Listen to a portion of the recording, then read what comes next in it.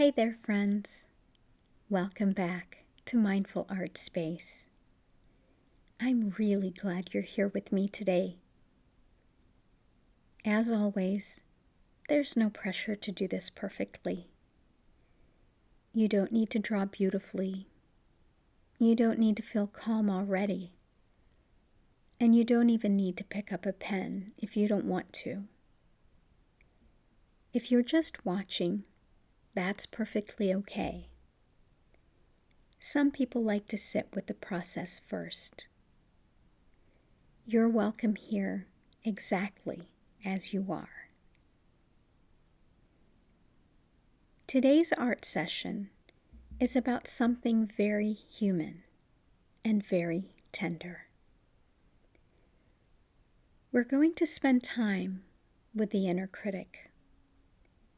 That voice inside that can sound harsh, judgmental, impatient, or unkind.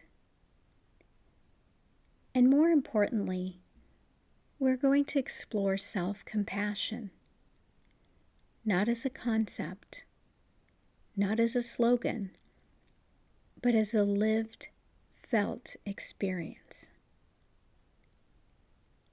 This isn't about silencing the inner critic forever.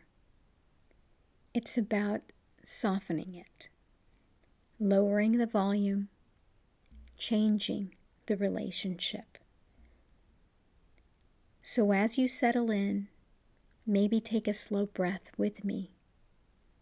Nothing dramatic, just a gentle inhale and an easy exhale. Let's begin.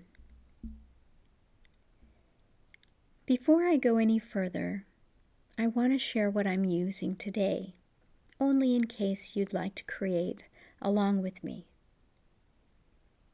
And just to say this first, you don't need these exact supplies. You don't need to do this the same way, and you don't need to create at all if you'd rather just watch. I added washi tape to section off the page. That helps me make the space feel more manageable, especially when a blank page feels too big or overwhelming. Sometimes I experience creator's block, and seeing one large, empty page can make me feel limited or pressured. Breaking it into smaller sections takes that pressure away from me. It lets me focus on one small space at a time instead of the whole thing. So for this piece, I'm working with acrylic paintbrush markers in very soft pastel colors: light green, light blue, light pink, and a light yellow. I chose a softer palette intentionally. I needed gentleness in my life at the moment. These colors felt comforting to me. They made me feel lighter, a little more hopeful, and safe. Later on, I'll be adding metallic markers and colored gel pens for simple highlights. Nothing detailed, just little moments of light. If you're creating along, feel free to use markers, pens, colored pencils, crayons, whatever feels easy and supportive for you today. And if you're just watching or listening, that's perfectly okay too. Some people like to stay with the feeling first. You're welcome here either way. As I start working on the page, I'm not trying to make anything impressive. I'm letting the materials guide me. Simple marks, gentle movement, room to breathe. And I want to say this clearly because it matters. You don't need to do this right. You don't need to stay focused the whole time. Your mind will wander, and that's normal. You might even judge your work. That's part of the process today. This is not a performance. It's a practice. And if at any point you notice thoughts like, "This looks bad. I'm not creative. I should be better at this. Why can't I just relax?" That's not failure. That's the inner critic introducing itself. Most of us have an inner critic, not because something is wrong with us, but because we're human. The inner critic usually shows up as a voice that thinks it's being helpful. It believes it's protecting you, motivating you, keeping you from embarrassment, rejection, or failure. But the problem is, it doesn't sound supportive. It sounds sharp, urgent, disappointed. And over time, when we hear that voice enough, we start to believe it's the truth. But here's something important, and I want you to hear this gently. The inner critic is not your intuition. It's not your higher self. And it's not wisdom. It's usually a collection of old messages, things you were told, expectations you absorbed, standards you felt pressured to meet, or moments where being hard on yourself felt safer than being hopeful. Nothing is wrong with you for having this voice. But today, we're not letting it run the room. So as I work on this piece, I notice how quickly my mind wants to comment. "This line is messy. That color doesn't belong there. You should just start over." And what's interesting is how automatic that voice is. It doesn't ask permission. It just speaks. Maybe you recognize that. The inner critic often shows up when we're trying something gentle, or vulnerable, or new. It shows up when there's no clear right answer, when we're just being. And art is a perfect place for it to surface, because art doesn't give us certainty. It asks us to trust ourselves.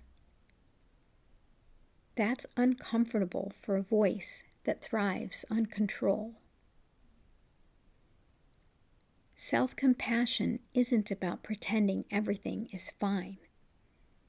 It's not positive thinking. And it's not letting yourself off the hook. Self-compassion is simply this: talking to yourself the way you would talk to someone you love when they're struggling. That's it. Not softer standards, but kinder language. Not avoiding growth, but removing shame from the process. And here's something psychology shows us in very simple terms. When we're harsh on ourselves, our nervous system tightens. We feel unsafe, and learning shuts down. When we feel safe, supported, and accepted, we actually grow more. So, self-compassion isn't indulgent. It's effective. As I continue working, I'm not correcting every mark. I'm letting some lines stay uneven. Some spaces feel unfinished. And I notice the urge to fix. And instead of acting on it, I just notice it. That's an important skill we're practicing today. Noticing without immediately fixing. You don't have to argue with the inner critic. You don't have to prove it wrong. You can simply say internally, I hear you, and then continue. This is what softening looks like. Let's talk about manifestation in a very grounded way. The way you speak to yourself shapes the emotional environment you live in. And emotions influence what you believe is possible. And what you believe is possible influences what you allow yourself to receive. So when your inner world is dominated by criticism, your energy contracts. You play small, you hesitate, and you second guess. Self-compassion expands your internal space. It creates room for creativity, clarity, and aligned action. This isn't about forcing positivity. It's about removing internal resistance. When you stop attacking yourself, your energy becomes more receptive. That's alignment. Here's something that often surprises people. The inner critic isn't trying to hurt you. It's trying to prevent pain. It just learned the wrong strategy. So instead of fighting it, today we're practicing something different. Acknowledgement without obedience. You can let the voice speak and still choose a kinder response. That choice is how the relationship changes.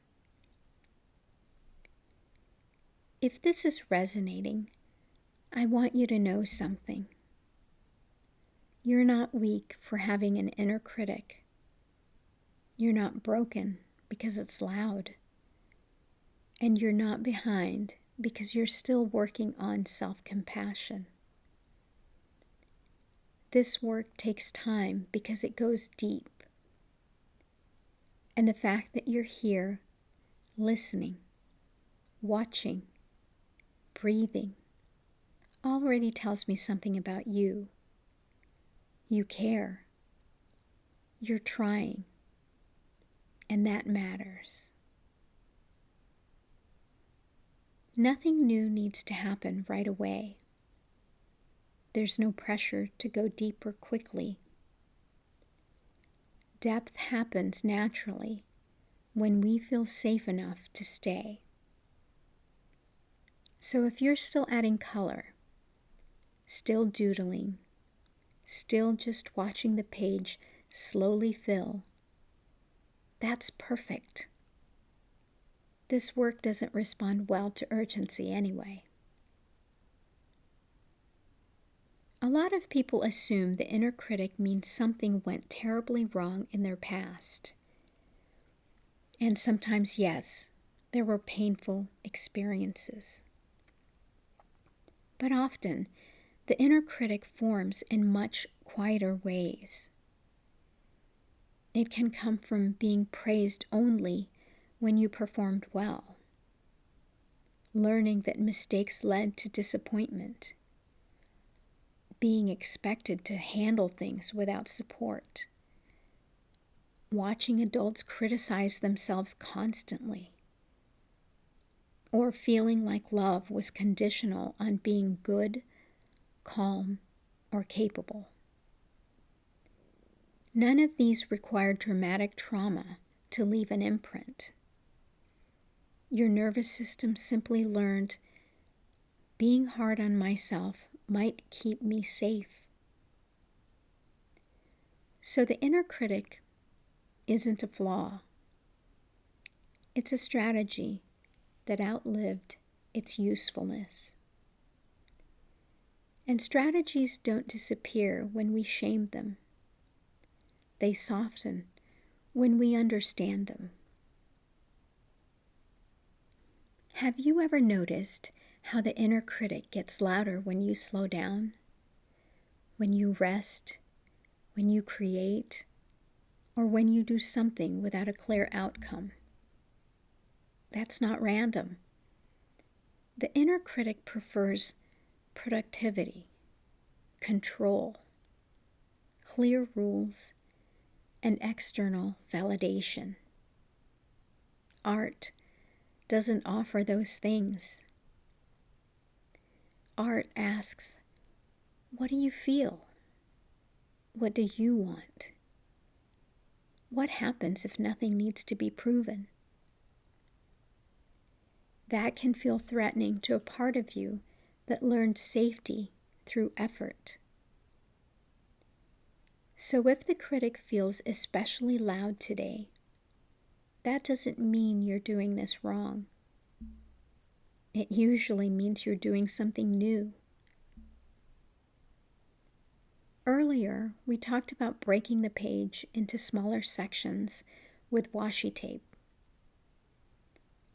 I want to return to that idea for a moment because it mirrors something emotional.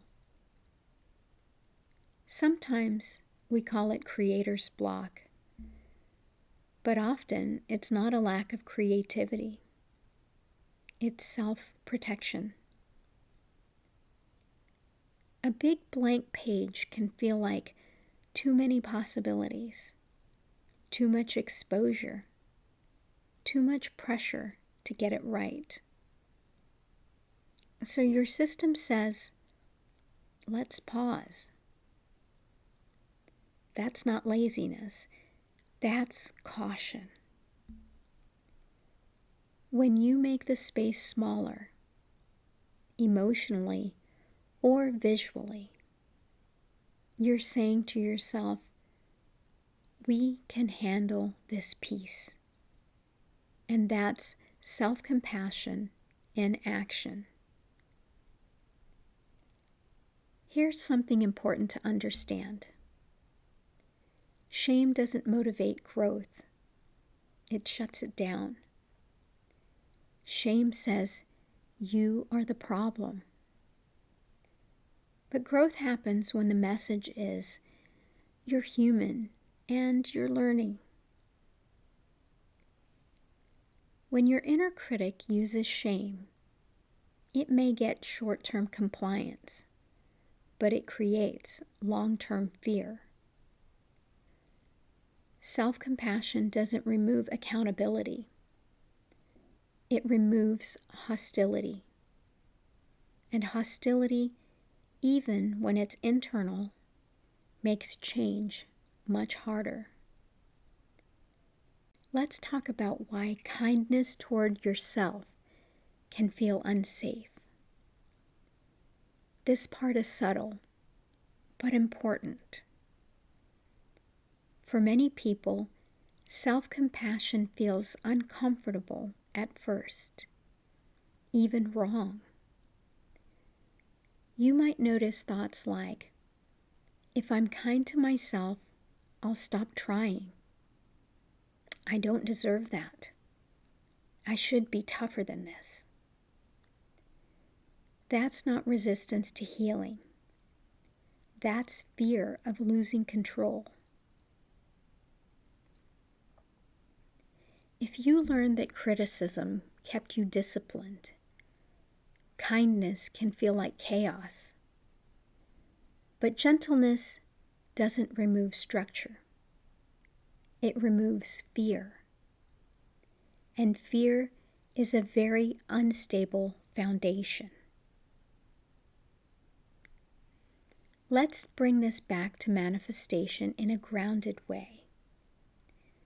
Manifestation isn't about forcing yourself to feel positive. It's about creating an internal environment where aligned action can happen. When your inner voice is harsh, you hesitate, you doubt, you overthink, and you abandon things before they have time to grow.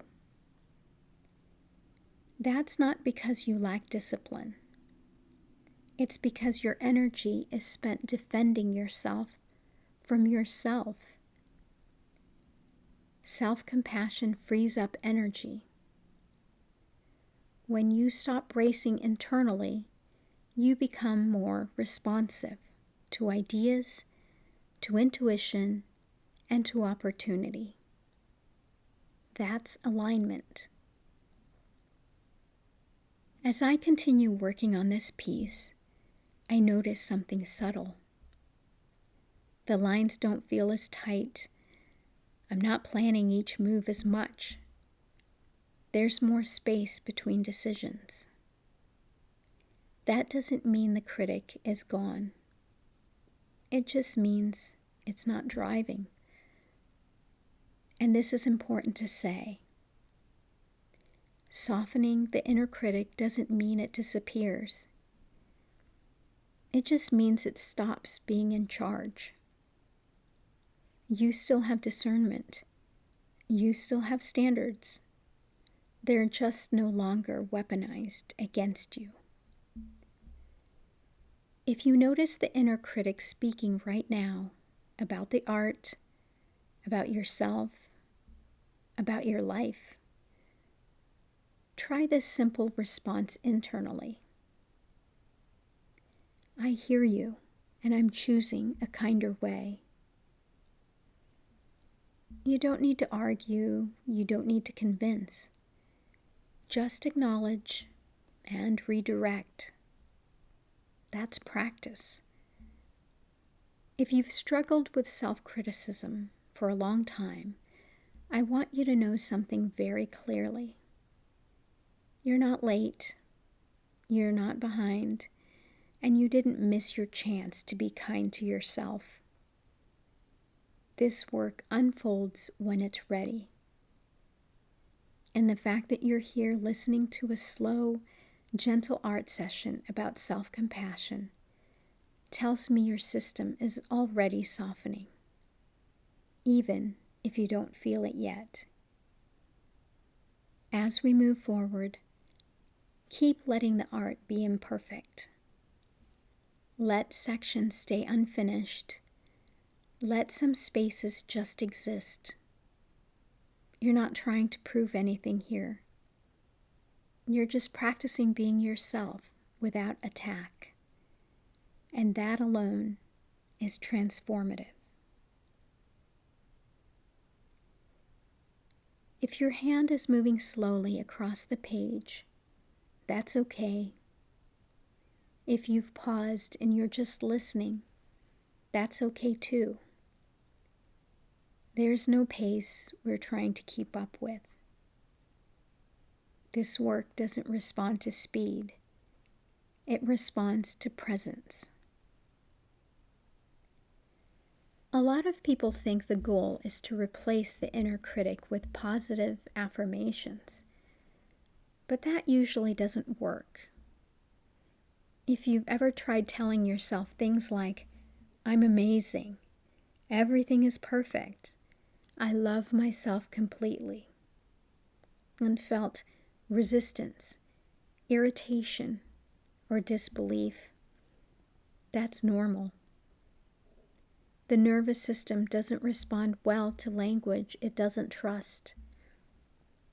A kinder inner voice doesn't start with praise. It starts with understanding. Before you can encourage yourself, you have to feel believed. Think about how you speak to someone you care about when they're struggling. You don't start with, "You're doing great, stop worrying." Instead, you start with, "Yeah, that makes sense. I can see why that's hard. Anyone would feel that way." That's the tone we're cultivating. Not hype, not cheerleading, not pretending. Just human recognition. The inner critic often sounds like urgency. Hurry up. Do better. You're running out of time. Pressure creates movement, but not safety. And without safety, creativity shrinks. Intuition goes quiet. Joy feels risky. Self-compassion removes the threat from the environment. It doesn't remove growth. It makes growth possible. As I look at this piece now, I notice areas I might normally judge.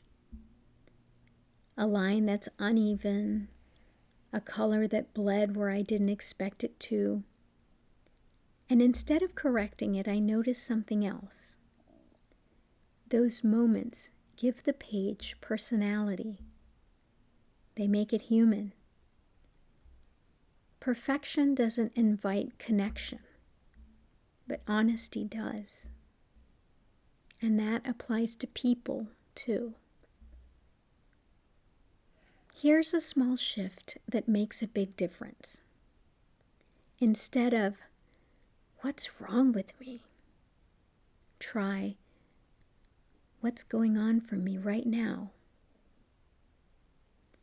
Instead of, "I always mess this up," try, "This feels harder than I expected." Instead of, "I shouldn't feel this way," try, "Something here needs attention." These aren't affirmations, they're invitations. They don't deny reality, they open space inside it. A common fear is that self-compassion means lowering standards. But notice this. When you feel supported, you naturally want to engage. When you feel attacked, you want to withdraw. Self-compassion doesn't make you complacent. It makes you willing. Willing to try again, willing to stay present, and willing to learn. That's how change actually happens. Let's gently bring this back to manifestation again. You don't attract what you force. You attract what you allow yourself to stay with. When your inner world feels hostile, your energy is spent defending. There's no room for reception. When your inner voice becomes kinder, your system relaxes. You notice opportunities. You follow nudges. You take small, aligned actions. Not because you're trying harder, but because you're no longer fighting yourself. That's alignment. Self-compassion rebuilds trust. Every time you respond kindly to a mistake, you teach your system, "I won't abandon you when things go wrong." That's powerful. Over time, your system starts to take more creative risks. You show up more fully. You stop hiding parts of yourself, not because you're fearless, but because you're supported. If you want to practice this outside of art, here's something simple. When you notice self-criticism, ask, if a close friend said this about themselves, what would I say to them? You don't have to say it perfectly. You don't have to feel it deeply. Just try responding once. That's enough. Self-compassion grows through repetition, not intensity. So as this piece continues to take shape, let it be a record, not of a skill, but of how you treated yourself while creating it. The softness, the pauses, the moments you didn't start over. That matters more than how it looks. If you're still here, still listening, you're already practicing self-compassion. You stayed. You didn't rush away. And you allowed yourself to be with something tender. That counts more than you realize. If your art feels slower now, that's not a problem. If you've stepped back to just watch for a while, that's okay too. Sometimes the most important part of this process is allowing yourself to not produce anything new for a moment. A lot of people expect a breakthrough moment, something dramatic where the inner critic disappears. But that's rarely how this works. More often, the change is subtle. The critic still speaks, but it doesn't linger as long. It still shows up, but it doesn't take over the whole day. That's progress. Self-compassion doesn't erase old patterns. It slowly rewires your response to them. And slow change is usually the kind that lasts. You don't need to practice self-compassion perfectly. You just need to practice it sometimes. One gentle response a day does more than one intense emotional effort once a month. Every small moment of kindness toward yourself adds up, and your system notices consistency far more than drama. A loud inner critic is often connected to proving your worth, proving your value, and proving that you're enough. And that's exhausting. So at some point, self-compassion asks a different question. What if I didn't need to prove anything right now? Not forever, just now. That question alone can soften your entire body. In art, proving can look like starting over repeatedly, fixing what doesn't need fixing, avoiding finishing because it might be judged, or pushing yourself when your energy is low. Self-compassion allows you to create without auditioning. You don't need permission to exist on the page. As I look at this piece now, I notice something meaningful. I didn't abandon it when it felt uncertain. I didn't rush to make it impressive. I stayed. And staying is an act of self-trust. When the inner critic quiets, even a little, something else emerges. Curiosity, patience, and a sense of maybe. You start to see yourself less as a problem to fix and more as a person to understand. That shift changes everything. From a manifestation perspective, constant self-judgment creates an invisible barrier. Not because you're doing something wrong, but because your energy is focused on earning worth. Self-compassion releases that test. When you stop questioning whether you're enough, your attention becomes available for alignment. You notice what feels right. You move toward what resonates. That's attraction, not force. You don't need to be healed to be kind to yourself. This is important. You don't need to fix your inner critic before you can practice self-compassion. Kindness comes during the process, not after it. You're allowed to be gentle with yourself, even while you're struggling, especially then.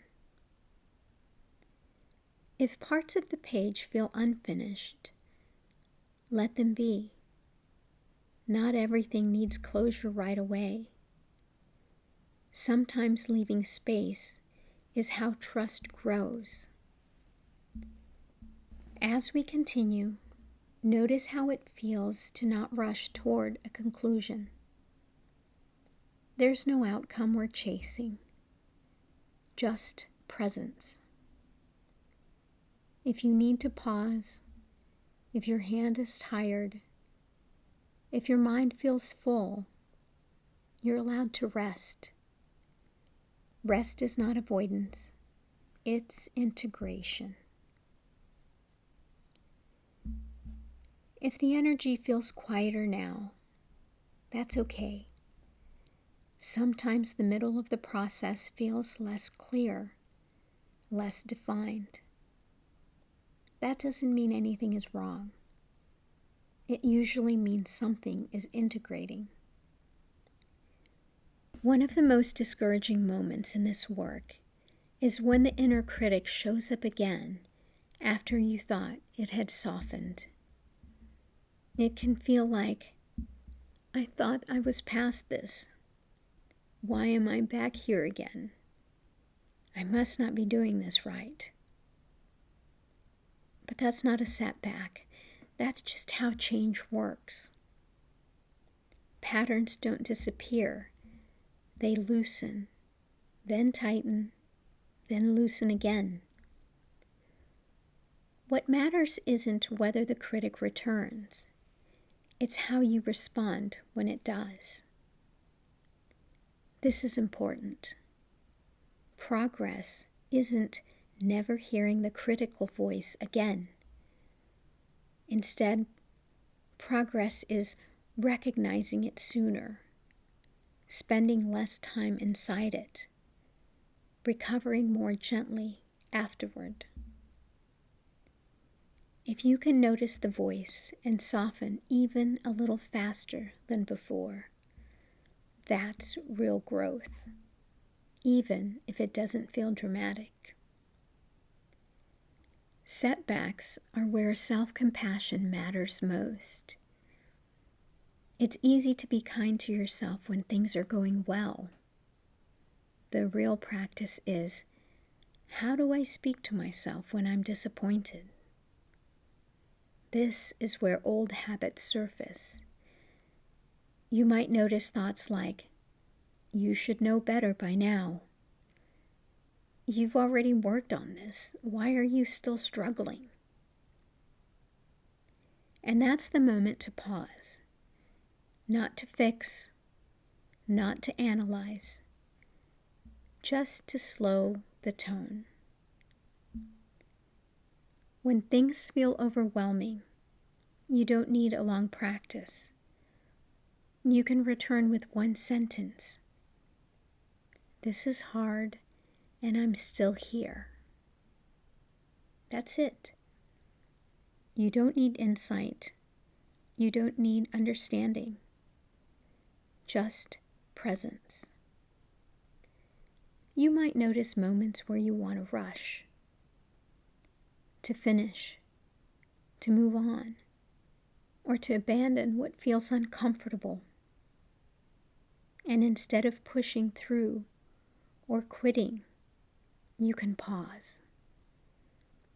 That pause is self-compassion in action.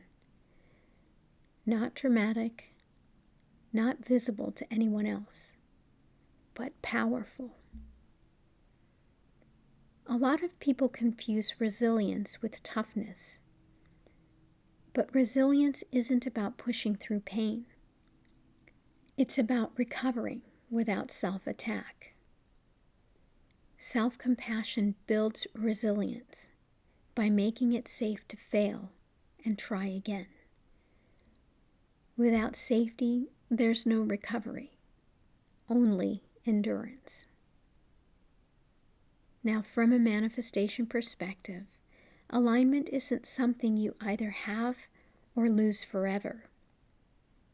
It's something you return to. When the inner critic pulls you out of alignment, you don't need to punish yourself.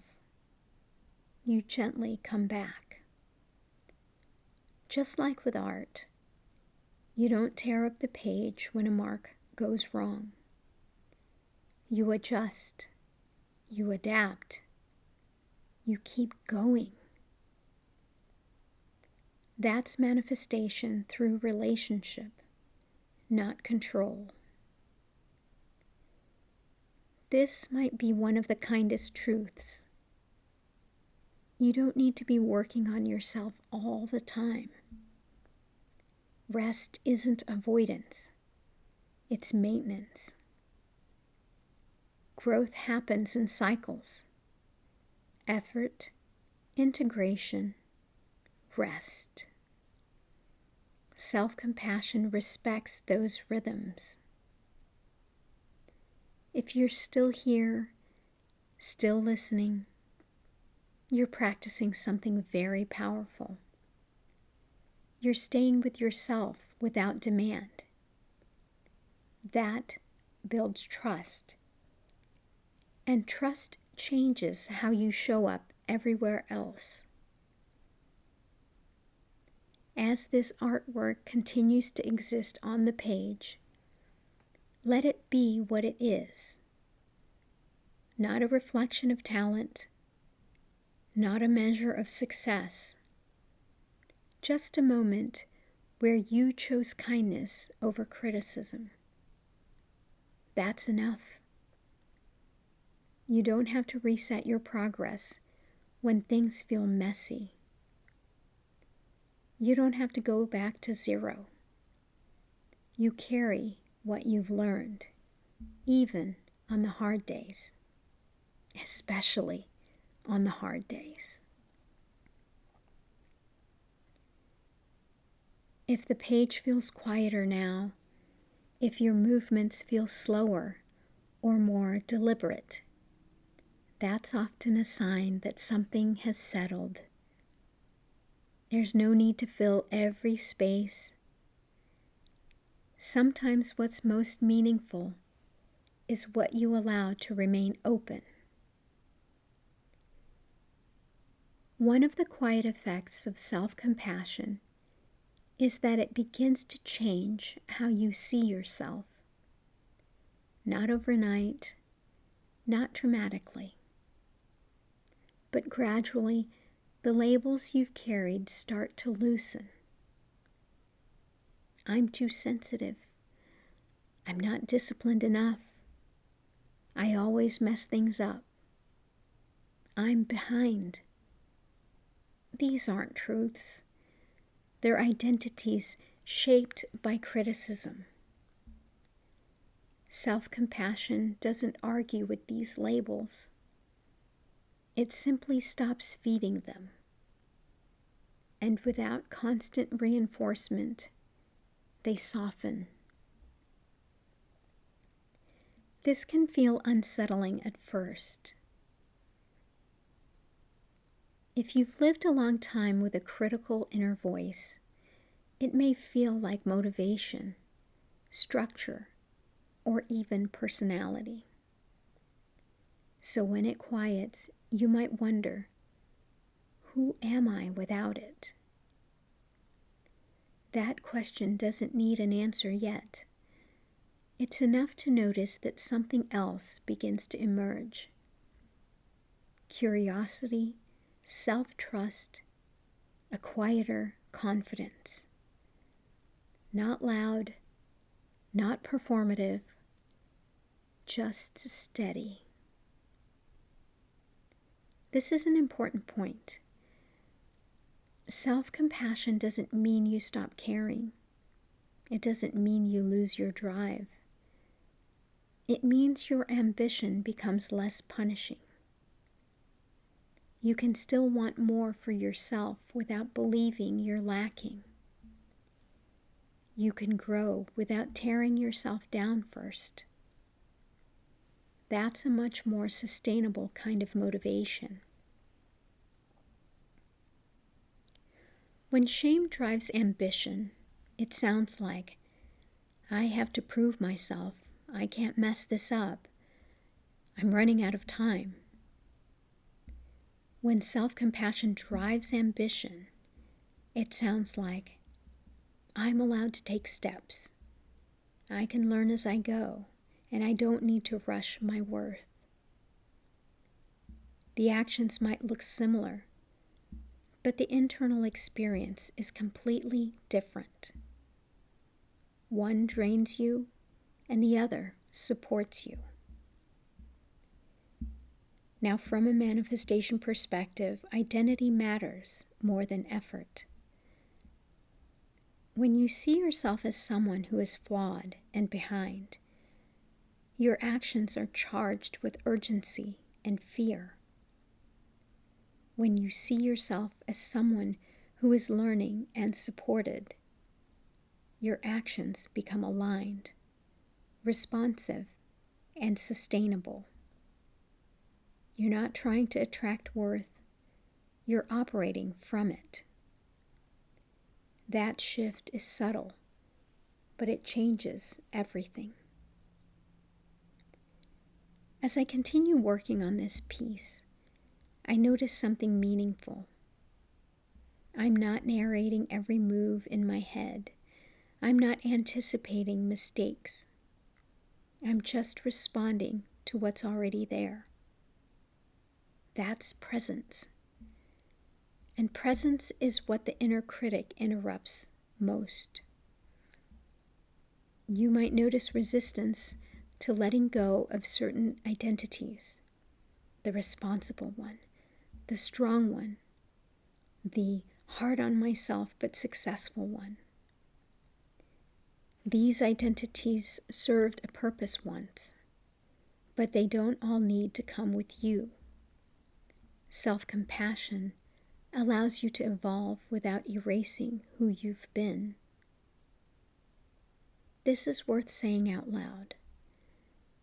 You don't need to finish something to deserve kindness. You don't need to reach a milestone to be gentle with yourself. You don't need to fix your inner critic before you can rest. Kindness is not a reward. It's a condition. As this piece continues, let it reflect where you are, not where you think you should be. You don't owe the page anything. It's here to support you, not evaluate you. If something feels quieter inside right now, let that be okay. Not everything needs to be filled with insight.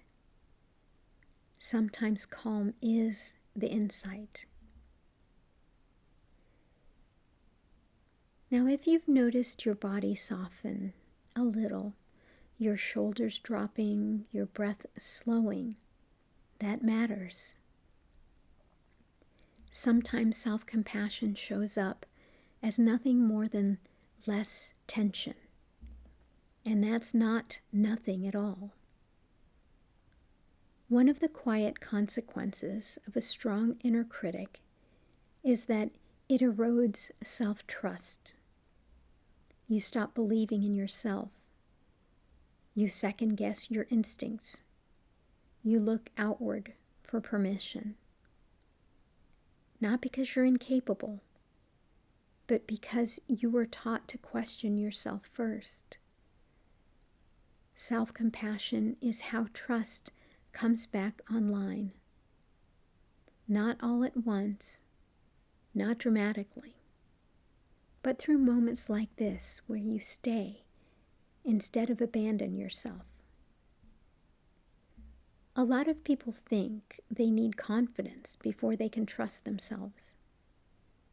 But confidence is not the starting point. Trust grows when you notice, I showed up. I stayed. I didn't punish myself when it felt messy. That's how your system learns you're safe with yourself. Confidence follows later. When the inner critic has been loud for a long time, intuition doesn't disappear. It goes quiet. Not because it's gone, but because it doesn't compete well with fear. As the critic softens, intuition doesn't shout. It whispers. It shows up as a sense of ease, a subtle pull, and a gentle, this feels right. And you only hear it when things slow down. As I continue working, I notice I'm not planning the next move. I'm responding. This color here, this line now, this pause. That's intuition. Not dramatic, not mystical, just present moment awareness. And it's available to you too, in art and in life, when you're not under attack from yourself. The inner critic demands certainty. Intuition offers suggestion. When you're pressuring yourself to be right, intuition retreats. Self-compassion creates the space where intuition feels welcome again. From a manifestation perspective, trust is a form of alignment. When you trust yourself, you make decisions without over-explaining. You stay connected to what feels resonant, and you recover more quickly from missteps. You're not trying to control outcomes. You're responding to feedback. That's how things begin to flow. A lot of self-doubt comes from one fear. What if I choose wrong? Self-compassion reframes that question. Instead of, what if I get it wrong? It becomes, I'll take care of myself either way. That's the safety net. And with that safety, you're more willing to move. Gentleness doesn't mean fragility. Soft strength is staying present when it's uncomfortable, choosing kindness instead of collapse, trusting yourself enough to try again. It's quieter than force, but far more resilient. You don't need to feel bold. You don't need to feel certain. Confidence often starts as neutrality. I don't hate myself today. I can tolerate this moment. I'll stay. That's how it begins. Notice how the page holds everything you add. It doesn't judge. It doesn't rush you. It receives. You're allowed to be received too. If something inside you feels steadier right now, even slightly, let it be enough. You don't need to name it. You don't need to define it. Just notice it. If things feel softer now, less urgent, less tight, that's not something to rush past. Sometimes, when the nervous system relaxes, we feel unfamiliar stillness, and that stillness can feel strange when we're used to striving. Even when we're gentle with ourselves, comparison can slip in. You might notice thoughts like, they're doing better than I am. I should be further along. Why does this look easier for everyone else? Comparison doesn't always feel loud. Sometimes it sounds reasonable, almost factual. But comparison is just another way the inner critic keeps score. And scorekeeping always leads back to pressure. Here's something important to remember. You never see the whole picture. You see highlights, outcomes, finished versions. You don't see doubt, pauses, restarts, or quiet struggles. Comparing your inside to someone else's outside will always feel discouraging. Self-compassion invites you back to your own lane. As I look at this piece now, it doesn't feel like something to evaluate. It feels like something that existed to support me while I was here. And that's enough. Art doesn't need to compete, and neither do you. A big shift happens when you stop measuring yourself, not just against others, but against expectations, timelines, and shoulds. Worth doesn't increase with productivity. It doesn't shrink with rest. It's not something you earn. It's something you allow. Self-compassion eventually leads to choice. Not dramatic, selfish choices, but quiet ones. Choosing to rest. Choosing to say no. Choosing not to explain yourself. Guilt often shows up here. That doesn't mean you're doing something wrong. It means you're breaking an old pattern. Guilt isn't proof of harm. It's often proof of growth. If you were taught that your needs came second, choosing yourself can feel unfamiliar.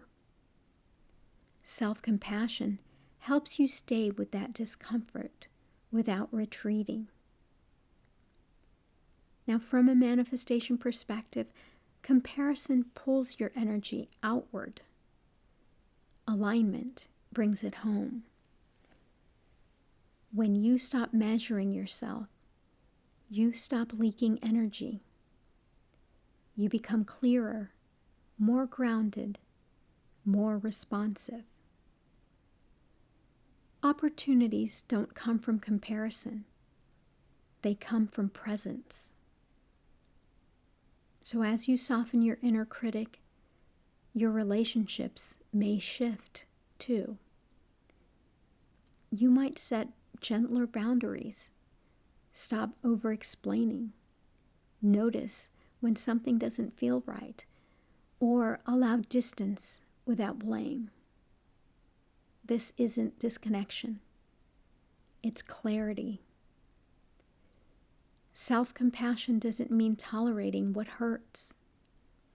It means responding to discomfort without self-betrayal. You can be kind and still protect your energy. If this artwork feels complete, or unfinished, or somewhere in between, let it be. Not everything needs resolution right now. Sometimes the most compassionate ending is simply stopping when you're tired. Now, if things feel quieter inside, resist the urge to fill that space. Quiet isn't emptiness. It's integration. You don't need to justify your pace, your process, your presence. You're allowed to be here without comparison. If you're just watching, if you've stopped creating, if you never picked up a pen, you still participated, and being here counts. And if you notice a sense of arrival, or even a quiet tiredness, that makes sense. This kind of inner work isn't loud. It doesn't announce itself. It settles. You don't need to remember everything we talked about today. You don't need to carry it all forward consciously. What matters is what your system absorbed. The slower pace, the softer language, the permission to stay instead of judge. That's the work. Self-compassion isn't something you become once and keep forever. It's something you return to. Some days it will feel natural. Other days it will feel distant. That doesn't mean you've failed. It means you're human. The goal was never to eliminate the inner critic. The goal was to change the relationship. And relationships change over time. You may still hear that voice again. It may show up tomorrow, or later today, or next time you try something vulnerable. And when it does, you don't need to panic. You don't need to fix it. You can remember, I don't have to obey this voice to be safe. That awareness alone is freedom. You may not feel dramatically different, but subtle shifts matter. Staying instead of spiraling. Pausing instead of attacking. And softening instead of forcing. Those moments shape who you're becoming. And you're becoming someone who knows how to stay with themselves. That's powerful. If you look at the piece you created, or even just imagine it, let it be a witness, not a judgment. It doesn't need to mean anything. It doesn't need to be kept or shared. It simply existed alongside you while you practiced kindness. And that's enough. If nothing else stays with you from today, let this one thing land. You don't need to be harsher to grow. You don't need to push yourself to deserve peace. And you don't need to fix yourself to be worthy of gentleness. You're allowed to meet yourself where you are without punishment. If you're feeling calmer, let that be okay. If you're feeling emotional, let that be okay too. There's no right response. And if you ever find yourself needing a space like this again, a place where nothing is required of you, you're welcome to return. This work unfolds over a lifetime. You don't need to rush it.